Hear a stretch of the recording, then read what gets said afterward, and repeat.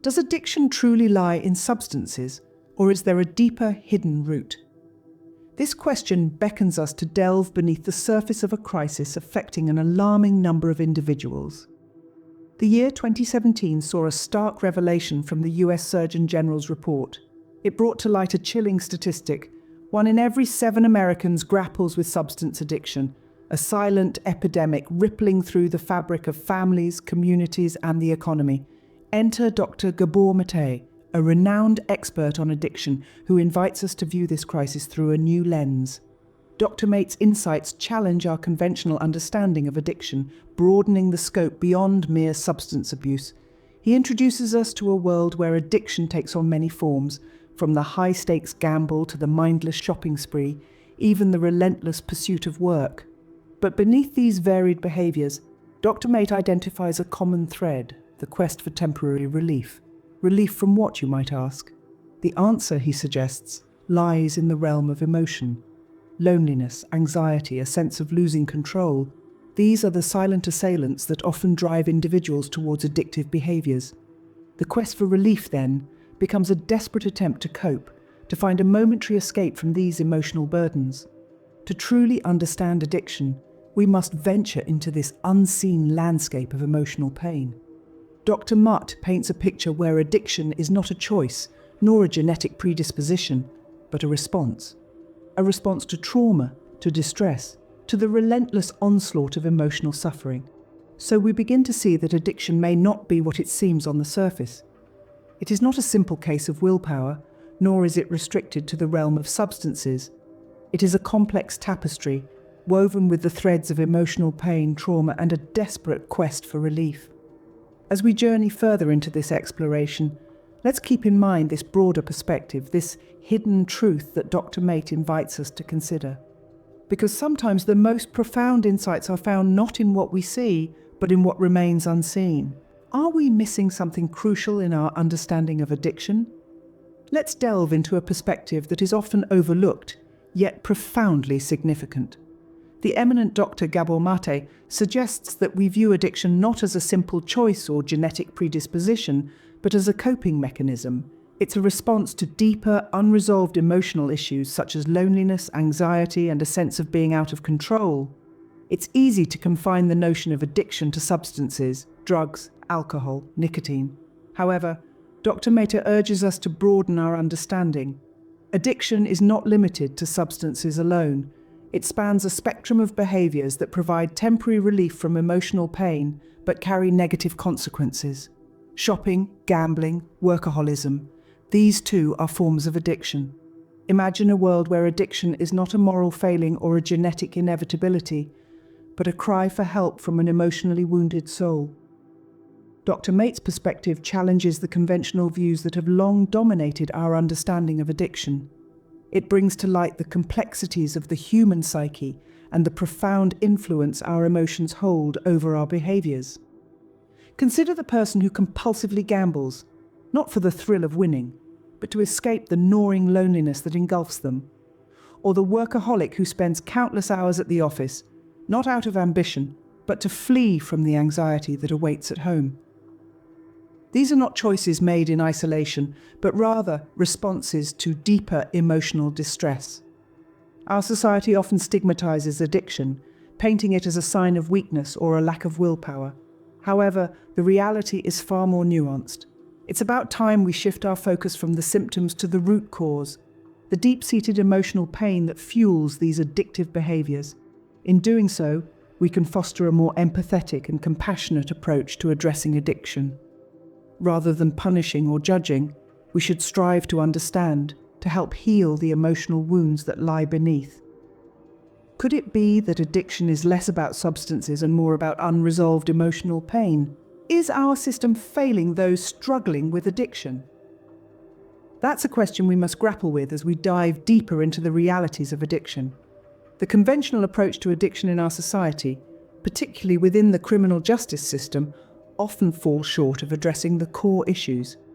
Instead of recognizing the human suffering and emotional distress beneath the surface of addictive behaviors, the system leans towards punitive measures, exacerbating the problem rather than alleviating it. Dr. Gabor Maté, a renowned expert on addiction, challenges this conventional view. He argues that the criminal justice system's failure to effectively address addiction lies in its inability to understand it as a complex response to trauma and emotional pain. The system's approach is akin to applying a band-aid to a deep wound, failing to acknowledge the root cause and thereby missing the opportunity for genuine healing. The prevalent punitive approach often leaves those struggling with addiction feeling isolated and misunderstood, worsening their emotional distress. This cycle of punishment and isolation can lead to a revolving door of relapse and reincarceration, trapping individuals in a vicious cycle that seems impossible to break free from. Dr. Maté insists that what we need instead is a compassionate and understanding approach to treatment. He advocates for a shift in perspective, from viewing addiction as a crime or moral failing to recognizing it as a desperate attempt to cope with unresolved trauma and emotional distress. Imagine a system that offers empathy instead of judgment, support instead of punishment, a system that seeks to understand the pain at the root of addictive behaviors and offers help to heal it. This, Dr. Maté argues, is the kind of system that could truly make a difference in addressing the crisis of addiction. In the face of addiction, punishment has proven to be ineffective, often causing more harm than good. It's time to consider a different approach, one rooted in compassion and understanding. The suffering that drives addiction is a human experience, one that calls for a human response. In the face of addiction, perhaps compassion is the antidote, not punishment. Could our past be influencing our present more than we realize? Let's delve into the insightful perspective of Dr. Gabor Maté on the intergenerational transmission of trauma and its profound impact on mental health and addiction. Imagine a tree. The branches represent our current behaviors, the trunk represents our life, and the roots buried deep in the soil symbolize our past, including our ancestors' experiences. According to Dr. Maté, our roots are not just a historical record, but a living, breathing influence on our present. The concept of intergenerational trauma suggests that the experiences of our ancestors, particularly traumatic ones, can subtly shape our behaviors, emotions, and even our susceptibility to certain conditions like addiction. It's as if the echoes of their pain reverberate through the corridor of time and space, imprinting on us an invisible yet potent legacy.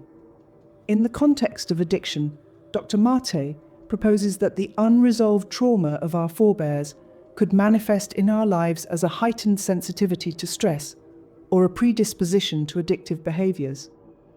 This isn't about blaming our ancestors for our struggles, but rather understanding how their unhealed wounds might have inadvertently shaped our emotional landscape.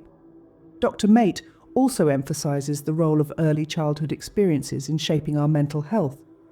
He highlights conditions like ADHD as potential manifestations of intergenerational trauma, where the child's hyperactivity or inattention might be a subconscious response to the unspoken tension and anxiety in their environment.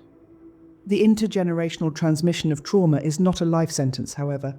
Recognizing it is the first step towards healing. By acknowledging the past, we can begin to untangle the threads of our history that are woven into our present behaviors. We can seek professional help, build support networks, and engage in self-care practices to heal our ancestral wounds and break the cycle of trauma. Remember, we are not just the product of our past, but also the architects of our future. We have the power to transform our inherited pain into a source of strength, resilience, and compassion. The echoes of trauma can reverberate through generations, influencing our behaviors in ways we might not expect. How do we move towards healing and recovery? This is the question we've been exploring, and Dr. Gabor Maté offers profound insights into this journey. He suggests that effective treatment for addiction goes beyond merely stopping the addictive behavior.